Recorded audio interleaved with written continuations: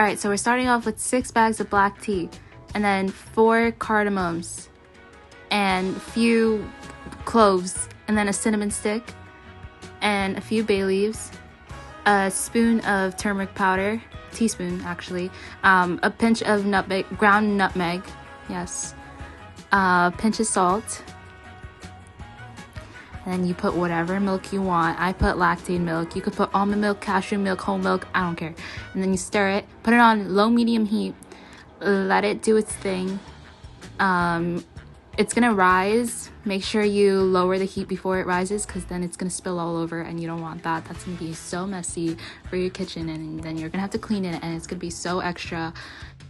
So here I'm just pressing down the tea bag so that more of the tea would come out. And here I have a strainer in a cup, and I'm just, because I don't want all the stuff in my drink, you know? And so here, and there you go. That's how you serve it. You could put any sweetener you want. I don't put any sweetener.